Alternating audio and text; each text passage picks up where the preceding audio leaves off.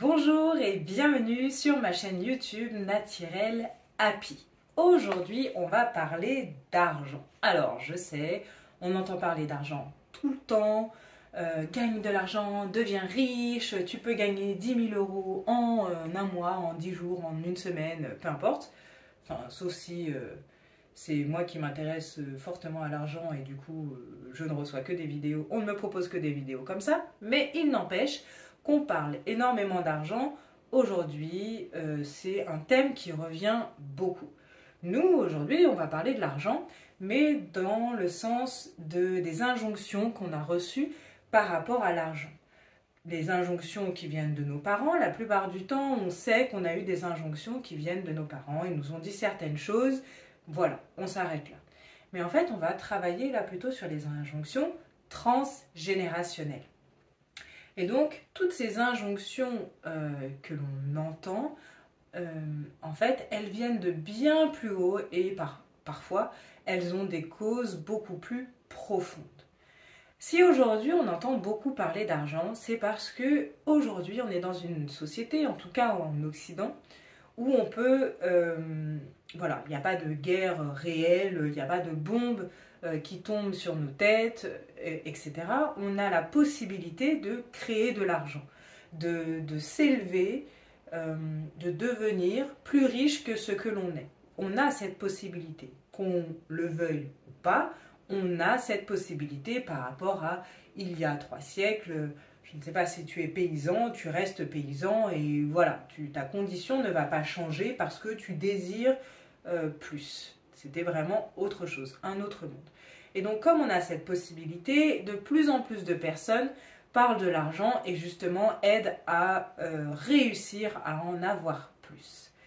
On est aussi en train de parler beaucoup d'argent parce qu'on est en train de déconstruire. On est vraiment dans un moment, une période de la vie où il y a beaucoup de choses qui se déconstruisent. Et cette image que l'argent, c'est pas bien, l'argent, c'est pour un certain nombre de personnes, etc., est en train de se déconstruire et donc il y a beaucoup de formations, de vidéos, de livres qui parlent de ça et qui te donnent la possibilité d'avoir plus d'argent. Alors évidemment, il y a des choses super et des choses bof, moins top, on va dire, mais c'est comme tout, hein, tout est dualité, donc il faut bien trouver le bon et le mauvais entre guillemets. Et là en fait, moi ce que j'aimerais, là où j'aimerais revenir, insister, c'est sur ces injonctions que l'on a reçues, d'où elles viennent. Donc aujourd'hui on a, je le disais, la possibilité de gagner de l'argent plus ou moins comme on veut. Il faut nuancer mes propos. Mais fut une période, une époque où ce n'était pas du tout le cas. Nos ancêtres ont vécu des choses extrêmement difficiles, ont vécu des événements très lourds, très marquants, qui leur ont fait comprendre les choses de la vie d'une certaine façon. Ils ont décidé, pour se protéger, de créer des croyances et de créer des systèmes de croyances pour réagir finalement à ces événements lourds de conséquences. Et nous, 2, 3 générations, 3, 4 générations après, on est dans ce schéma répétitif parce qu'on croit que ce système de croyances, il est fait pour notre bien. Il est fait pour que notre clan aille bien. Et donc on répète ces mêmes croyances, on répète ces mêmes expériences parce qu'on croit que c'est ce qui est bon. Finalement on le croit, c'est-à-dire inconsciemment, on croit que c'est ce qui est bon pour notre clan, notre famille. Quels sont ces systèmes de croyances? Quand on regarde nos ancêtres, alors les miens par exemple, qui ont vécu donc soit des guerres, soit des déportations, de l'esclavage. Donc là, on est vraiment dans le transgénérationnel. Je ne parle pas de ma mère, je ne parle pas de ma grand-mère, ok? On est dans le transgénérationnel, donc c'est au moins 4 générations au-dessus. Et donc, ils ont vécu des traumas collectifs assez importants. Il y a eu des périodes dans la vie de nos ancêtres qui étaient extrêmement difficiles. Donc, je le disais, l'esclavage, par exemple, pour reprendre ma propre expérience, mon propre vécu, l'esclavage, la déportation ont eu forcément un impact fort sur la perception de la valorisation, sur la perception de l'argent, le rapport à l'argent, etc. Et donc, pour se protéger de tout ça, mes ancêtres ont créé un système de croyances autour de ça qui s'est transmis de génération en génération. L'argent a un lien symbolique avec la valeur, avec ce que l'on vaut. Qu'est-ce que je vaux, moi, réellement? Quelle est ma valeur? C'est évidemment symbolique, ce n'est pas réel, mais si j'ai de l'argent, j'ai de la valeur. Si je reçois de l'argent, j'ai de la valeur.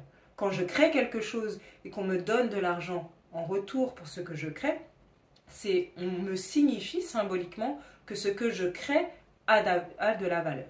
Évidemment, on sait que ce n'est pas parce qu'on ne reçoit pas d'argent que ça n'a pas de valeur. Cette vidéo que tu es en train de regarder est gratuite et pourtant il y a de la valeur derrière. D'accord? Je parle vraiment de l'aspect symbolique de l'argent. L'argent a cet aspect de j'ai de la valeur. Si j'en reçois, j'ai beaucoup de valeur. Si je reçois beaucoup d'argent, j'ai beaucoup de valeur. Si je ne reçois pas d'argent, je n'ai pas de valeur. Si je reprends en fait mes ancêtres, qu'est-ce qu'ils ont reçu par rapport à ça? C'est tu n'as aucune valeur, tu ne reçois aucun argent, tu n'es rien en fait. L'esclavage c'est ça, c'est tu n'es rien du tout. Tu es un meuble, tu n'as aucune valeur et tu n'es même pas un meuble dont on prend soin, on va enlever les poussières tous les jours, lui mettre de la cire pour qu'il brille. Non, tu n'es pas ce genre de meuble. Tu es un meuble genre acheté à Action à 50 centimes et encore. Et bon bah t'es là, voilà. T'as un meuble qui n'a aucune valeur. Tu n'as pas de valeur et donc je ne te donne pas de l'argent. Au contraire, ce que je te donne, c'est des coups de fouet, de la violence, de la maltraitance, de la manipulation, etc. Donc déjà, il y a ce truc de je reçois ça comme message. Je n'ai pas de valeur. D'accord? C'est ce qui a été reçu pendant, on le sait, de nombreux siècles, ce qui a été reçu comme message. Je n'ai pas de valeur. Et donc, inconsciemment, encore une fois, je ne dis pas que nos ancêtres avaient l'impression qu'ils n'avaient aucune valeur, ils se dévalorisaient constamment et que tous étaient comme ça. Ce sont des généralités à nuancer et c'est simplement pour comprendre ce qui se passe dans le transgénérationnel et ce qui est transmis justement de génération en génération. Il y a cet aspect donc de je n'ai pas de valeur et du coup, eh bien, je transmets cette croyance inconsciemment à mes descendants. Et donc, ces croyances inconscientes qui s'y rattachent, c'est je n'y ai pas le droit, je ne le mérite pas, je n'ai pas de valeur, l'argent m'angoisse. Et ces croyances inconscientes, lorsqu'elles sont transmises après aux générations futures, ça crée un certain nombre de difficultés avec l'argent. Par exemple, ne pas consulter ses comptes, ne pas régler ses factures, ne pas chercher à équilibrer son budget, ne pas réclamer ce qui nous est dû. D'accord? Être toujours dans le je donne gratuitement, je donne parce que au fond je ne réclame pas ce qui m'est dû. Ou j'accepte d'être mal payé. Je ne laisse aucun argent sur mon compte parce que de toute façon j'ai pas le droit d'avoir de l'argent. D'accord? Donc mon compte il est tout le temps vide. Ça, c'est les premières choses, les premières conséquences de ce genre de transmission. Ok? Donc ça, on peut le transférer, je veux dire, à plusieurs types de familles. D'accord? Là, j'ai pris un gros cas, un événement traumatique collectif, mais ça peut être aussi peut-être que dans ton clan, dans ta famille, ça ne se passe pas du tout comme ça. Personne n'a connu un événement traumatique collectif, mais que la personne a connu quand même, une personne de ton clan a vécu un trauma par rapport à l'argent qui va être plus individuel ou plus familial. Il y a le rapport aussi à l'héritage familial.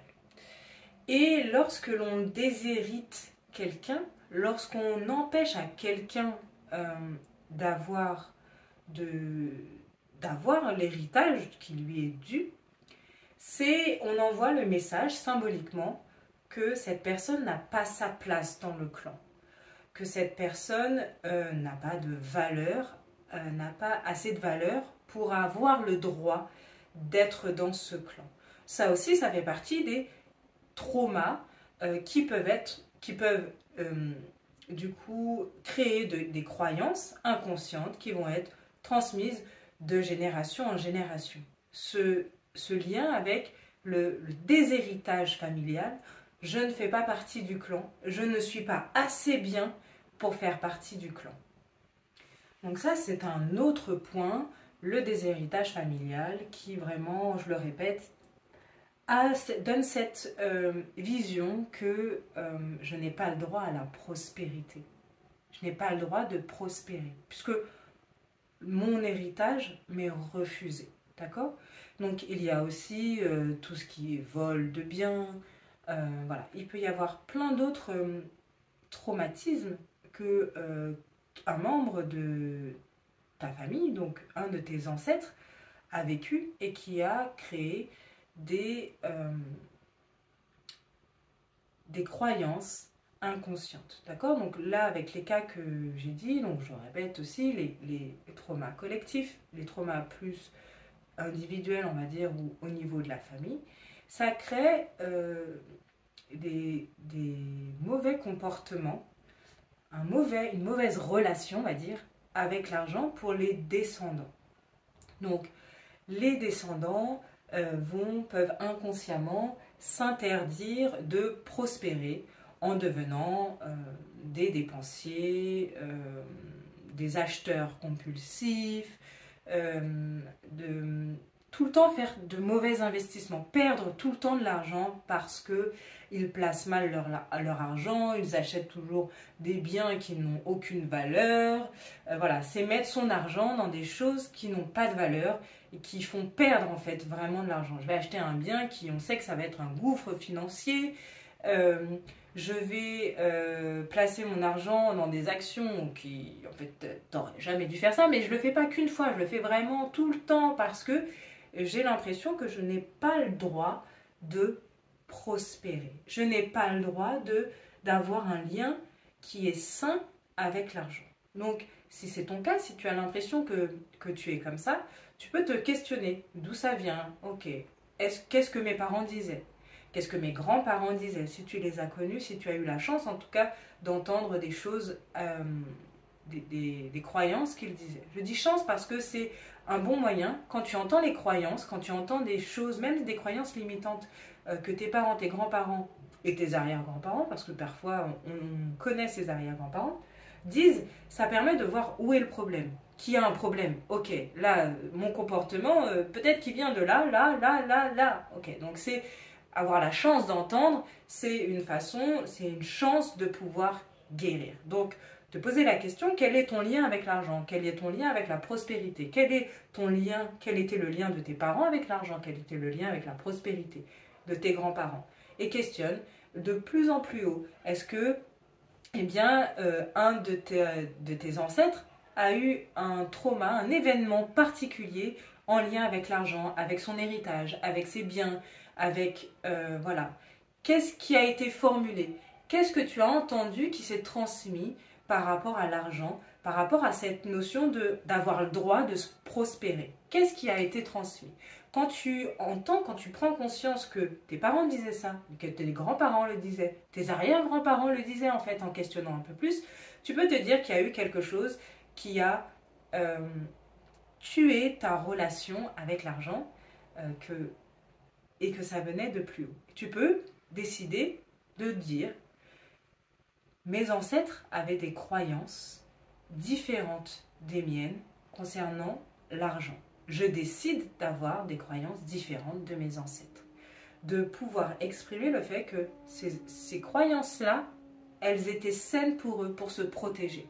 Qu'elles ne le sont plus pour toi. Aujourd'hui, tu es en sécurité et que ça ne fait plus partie de tes croyances, que ce n'est pas ce que tu as envie de transmettre, toi, à tes générations futures, et que ce n'est pas ce genre de vie que tu veux avoir.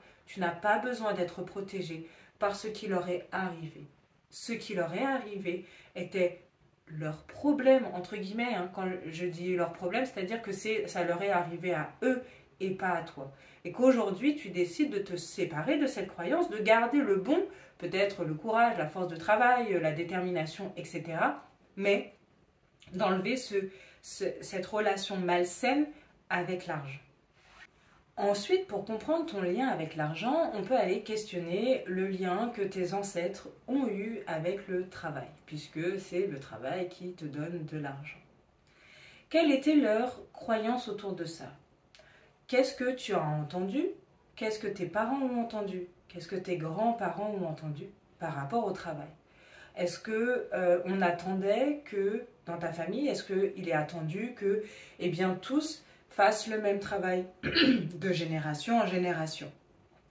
Est-ce que tout le monde doit s'arrêter à un niveau? Parce qu'aller trop haut, c'est pas bon. Tu sais, quand tu deviens chef, après tu as des responsabilités, voilà, tu te fais des ennemis, tu sais, tu n'as plus de vie, ce genre de choses. Peut-être que c'est ce genre de croyance qui a été transmise. Ou il faut travailler dur, le travail c'est difficile, avoir un travail qui te fait plaisir, c'est pas possible. Ou au contraire, le travail ne doit être que plaisir, où tu n'as pas besoin de travailler, trouve-toi quelqu'un de riche, demande de l'argent aux autres, etc. Peut-être que il y a eu des croyances dans ce sens-là, des injonctions en fait qui ont été transmises de génération en génération. Encore une fois, on peut aller chercher un trauma familial. À un moment donné, ça s'est passé, il y a quelque chose qui s'est passé, et en gros, ton ancêtre, il n'a pas kiffé. Il s'est mis en mode défense, je me protège, alors je vais créer une croyance et une injonction qui va se transmettre de génération en génération. Encore une fois, il ne faut pas voir ça comme « Oh, il fait chier cet ancêtre, pourquoi il m'a transmis ça ?» Non, ok? Chacun de nous fait ce qu'il peut, quand il peut, avec le contexte dans lequel il est. D'accord? Les forces, les qualités qu'il a dans le contexte dans lequel il est. Donc, peut-être qu'il a vécu, je dis il, elle, ton ancêtre, a vécu quelque chose par rapport à son travail. Je reprends encore l'esclavage, qui est quand même un travail dur, très difficile, qui ne mérite aucune rémunération. Eh bien, peut-être que la notion de travail qui a été transmise ensuite, c'est en fait, il faut travailler dur tout le temps et pour ne rien gagner. Donc, je sais pas, on va rien faire en fait. On va pas travailler et on va attendre. Ça sert à rien de travailler. Peut-être que cette injonction a été transmise. Ça sert à rien de travailler. À quoi ça sert? C'est souffrir pour ne rien gagner. Peut-être que ça, c'est ce qui a été transmis. Au contraire, peut-être que un de tes ancêtres a créé une entreprise et s'est donné à plein temps dans cette entreprise, travailler 60 heures par semaine, parce que je ne sais pas pourquoi, à toi de chercher.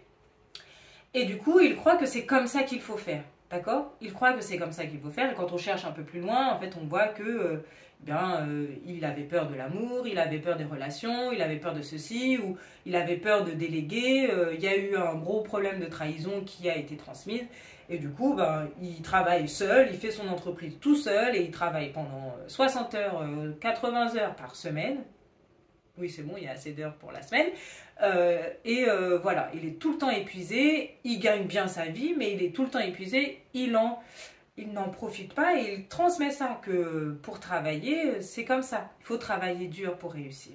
Peut-être aussi, si je reprends encore une fois l'esclavage, que cette injonction, elle est là. Je travaille dur, si je travaille dur, je vais être aimé par mon maître, il va peut-être me lâcher la grappe, et je vais faire tout ce qu'il me demande, et je vais faire, obéir, travailler tout le temps, tout le temps, tout le temps, tout le temps. C'est dur, mais au moins, on ne me tue pas, et où on me maltraite un peu moins que les autres. Donc quand on travaille dur, on a des récompenses.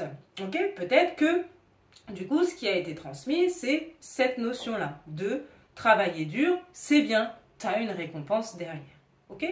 Donc, l'ancêtre, il a vécu quelque chose, mais il peut l'interpréter il peut y avoir deux ancêtres différents qui vivent la même expérience, mais qui vont interpréter cette expérience d'une façon différente et qui vont créer des croyances différentes.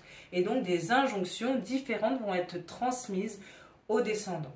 Il n'empêche qu'il y a ce trauma qui n'est pas réglé. Il crée une croyance pour se protéger en disant « Ok, tout va bien, je mets des œillères, je fais comme si tout allait bien parce que c'est trop dur d'affronter ça et de dire que ce que je vis là, ce n'est pas normal et donc tu ne dois pas faire ça. » Ok ?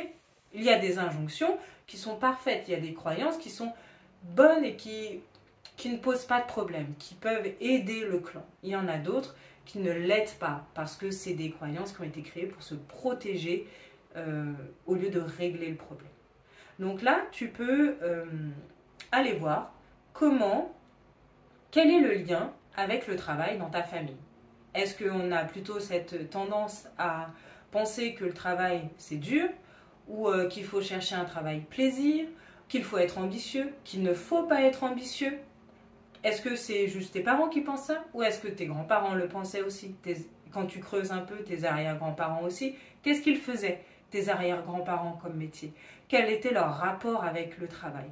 Quel était aussi leur rapport avec la hiérarchie, l'autorité? Est-ce qu'on doit obéir tout le temps ou est-ce qu'on doit se rebeller tout le temps? Est-ce qu'on doit être neutre? Qu'est-ce qui a été transmis? Si toi, tu as envie de faire le travail de tes rêves, qu'est-ce que ton clan, comment ton clan va réagir? Est-ce qu'on a le droit dans ton clan de faire ce dont on rêve? Est-ce que les rêves sont possibles dans les croyances de ton clan? Peut-être pas. Peut-être que dans ton clan, on se dit que rêver, c'est pour les faibles, c'est pour les nuls, c'est pas comme ça la vie. La vie, c'est dur, les rêves, c'est pour plus tard. Peut-être que c'est ça. Et donc, aller chercher tes parents, tes grands-parents, tes arrière-grands-parents, si tu peux aller chercher encore plus loin, c'est mieux. Si tu peux aller chercher qu'au niveau de tes arrière-grands-parents, c'est déjà pas mal. Questionner, voir ce qui a été transmis, voir ce qui a été vécu par rapport au travail et ça te permettra d'avoir une vue d'ensemble sur le travail, l'argent, les relations peut-être malsaines que tu as avec l'argent, peut-être qu'elles viennent d'un peu plus haut, d'un peu avant et que il faut aller guérir ça. Même si tu n'es pas suivi par un thérapeute en analyse transgénérationnelle, rien que faire ce travail-là, d'aller questionner et de te dire, et dès que tu vois d'où ça vient, de te dire que ces croyances ne m'appartiennent pas. Ce n'est pas mon vécu. Je décide de garder le bon, mais je décide de me détacher des croyances qui me limitent. Je me crée de nouvelles croyances. Déjà, tu auras fait un énorme pas. Voilà, j'espère que cette vidéo t'a beaucoup apporté, qu'elle t'a donné un peu d'informations sur l'argent, qu'elle a changé un peu ton regard sur l'argent et peut-être qu'elle va t'aider à avoir des relations saines avec l'argent parce que, sache-le, ce n'est pas mal de gagner de l'argent. On ne devient pas mauvais si on gagne de l'argent, on ne devient pas avare si on gagne de l'argent, on ne devient pas manipulateur ou je ne sais quoi si on gagne de l'argent. On a le droit de gagner de l'argent, c'est tout à fait normal, ça ne te dévalorise pas, mais tu n'es pas non plus dévalorisé si tu n'en gagnes pas. J'espère que tu réussiras à avoir de meilleures relations avec l'argent grâce à cette vidéo et que tu vas creuser dans les secrets de ta famille pour comprendre tout ce qui est actuellement dans ton présent, garder le meilleur de tes ancêtres et te débarrasser de tout ce qui ne va pas. À bientôt pour de nouvelles aventures.